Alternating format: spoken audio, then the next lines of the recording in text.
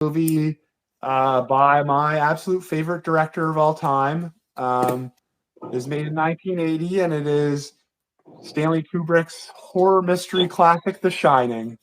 I knew it. I was Yeah, gonna say, it's either gonna be Full Metal or Full The Metal Shining.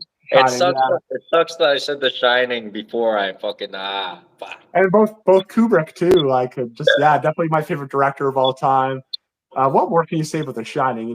Just a quick synopsis for anybody who has never seen The Shining, which I'm sure there isn't many of you out there. Stars Jack Nicholson. It's one of, in my opinion, Jack Nicholson's best performances, and that says a lot.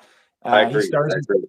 yeah, he stars as Jack Torrance, who's a writer who's hired to become the winter caretaker at the isolated Overlook Hotel. It's like nestled in the mountains in Colorado.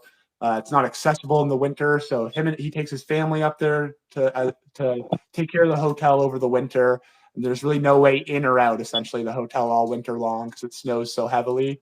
And basically, while he's there, like his son Danny begins to see these visions of like this dark side to the hotel, and eventually all these dark secrets from the hotel come out, and Jack himself begins to unravel to the point where he tries to murder his family with an axe, and uh, basically relive this cycle that has happened to all these caretakers that looked after the Overlook Hotel in the past.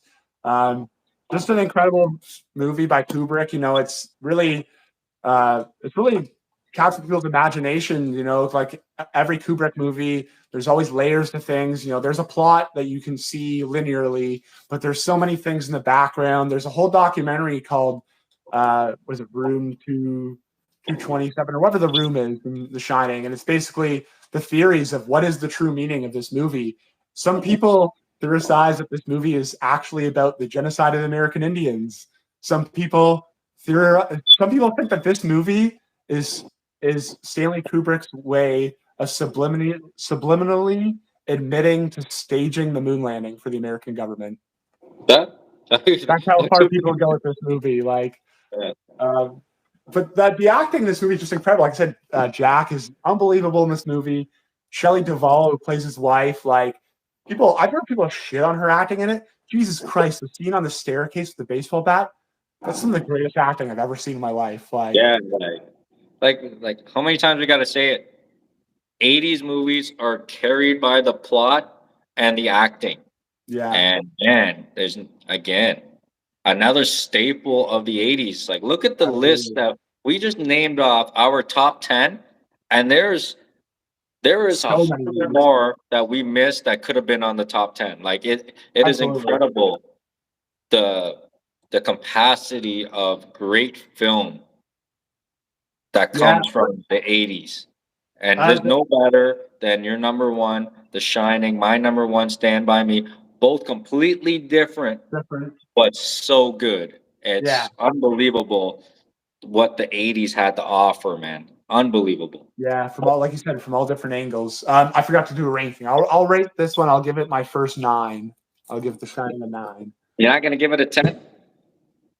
No, no. 10 is, for me, 10 is reserved for like, the only Kubrick movie gets a 10 is Space Odyssey. I don't like that movie, man. I Oh know my you. god. I That know really you. changed. So I watched Space Odyssey and that changed movies for me forever. Like, I I'm like, watched it and I seen like the gorillas like hopping around the mirror and it was like 5-10 minutes and I'm like, I'm not watching this anymore. I'm oh my like, god. I but was I one of never my got. first exposures to like nonlinear storytelling in like a movie too. So like I Yeah, remember watching it and it gets to the end and it was like I had just like had like an orgy. Like I felt like sitting there having a cigarette, just like, yeah, oh my god, what just yeah. happened? Oh, what was that? I just watched him get Yeah. jumped for 40 minutes. I was That would be like one of a few number 10 out of 10s for me. But yeah, no, I'll give The Shining a strong 9. I Um, feel that. So give a recap. Give a recap of this amazing era.